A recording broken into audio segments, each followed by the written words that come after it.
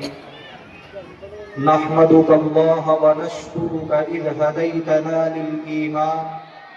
وأكرمتنا بنعمة الإسلام وصلى الله تعالى على النبي الكريم أما بعد فأعوذ بالله من الشيطان الرجيم بسم الله الرحمن الرحيم يا أيها الذين آمنوا ادخلوا في السلم كافة صدق اللہ العظیم۔ نمازیں پڑھتے ہوں ہم ذکر کی ضربیں لگاتے ہوں،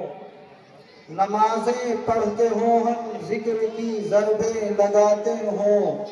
مکمل دین نہیں ہے گر کسی کا دل دکھاتے ہوں۔ یہ ظلم و جبر ناحق یہ قہر، زخموں کا اثر لفظوں کا زہر، برباد کرے گا سب کو ہمیں، بس چھوڑو ستم انسان بنو، لاکھوں ہو اگر ایک جان بنو۔ معزز و مکرم سامعین کرام، انسان کی زندگی کا یہ سفر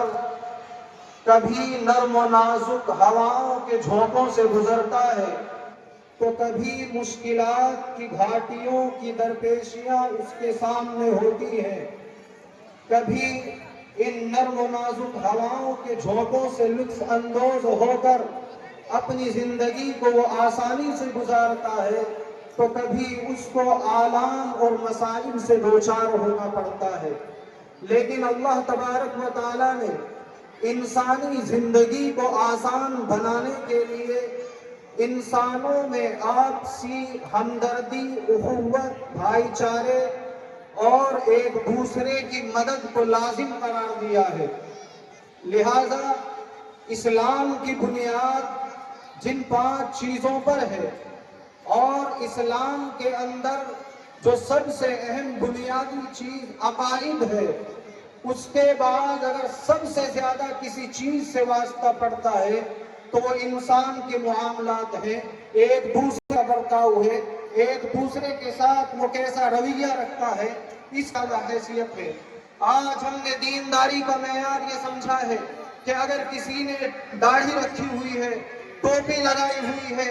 جھبا پہنا ہوا ہے تو ہم اس کو دیندار سمجھتے ہیں۔ لیکن میرے بھائیوں، صحابہ کرام رضوان اللہ علیہم اجمعین کے زمانے میں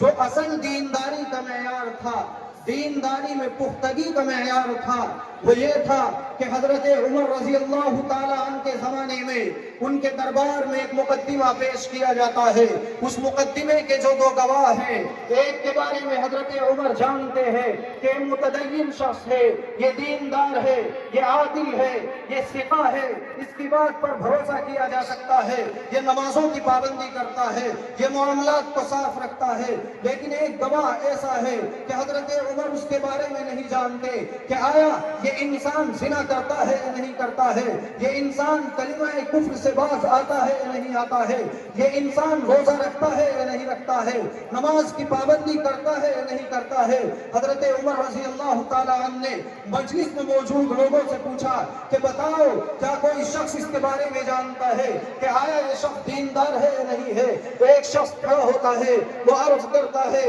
یا امیر المؤمنین نعم انا ادری، ہاں میں جانتا ہوں، ھذا الرجل متدین، یہ شخص دیندار ہے، پکا نمازی ہے۔ حضرت عمر رضی اللہ تعالیٰ عنہ نے پوچھا هل جاوزته معه، کیا تو نے اس کے ساتھ پڑوس اختیار کیا ہے، کیا یہ تیرا پڑوسی ہے؟ اس شخص نے کہا لا، نہیں یہ میرا پڑوسی نہیں ہے۔ پھر حضرت عمر رضی اللہ تعالیٰ عنہ نے پوچھا ام صحبت معه فی السفر، کیا تو نے اس کے ساتھ سفر کیا ہے، کیا تو اس کے سفر کا ساتھی ہے؟ اس پر وہ شخص کہتا ہے لا، نہیں میں اس کے سفر کا ساتھی نہیں ہوں۔ پھر حضرت عمر رضی اللہ تعالیٰ عنہ نے پوچھا ام عقدت معه عقدا، کیا تو نے اس کے ساتھ کوئی معاملہ کیا ہے، خرید و فروخت کا معاملہ کیا ہے، قرض کا لین دین کیا ہے، آیا اس کے علاوہ کچھ اور معاملہ کیا ہے؟ وہ شخص کہتا ہے لا، نہیں میں نے اس کے ساتھ کوئی معاملہ نہیں کیا ہے۔ تو حضرت عمر رضی اللہ تعالیٰ عنہ نے فرمایا لعلہ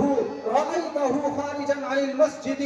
گویا کہ تو نے اس کو مسجد سے نکلتے ہوئے دیکھا ہے۔ اس شخص نے کہا کہ ہاں میں نے اس کو مسجد سے نکلتے ہوئے دیکھا ہے۔ تو حضرت عمر رضی اللہ تعالیٰ عنہ نے فرمایا انت لا تعرفه کہ تو اس شخص کو نہیں جانتا ہے۔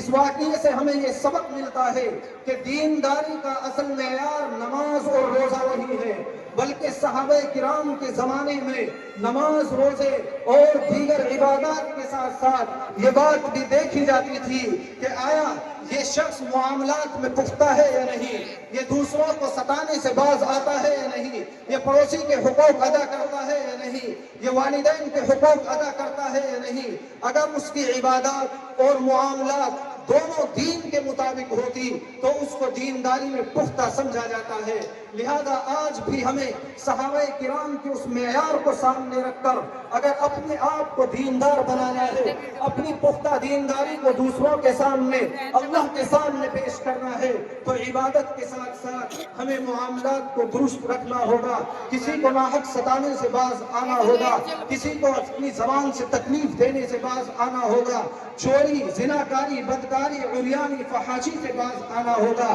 تب جا کر کہا جا سکتا ہے کہ ہاں یہ شخص دینداری میں پختہ معیار رکھتا ہے۔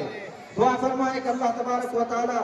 کہنے سننے سے زیادہ عمل کی توفیق دے، وما علینا الا البلاغ۔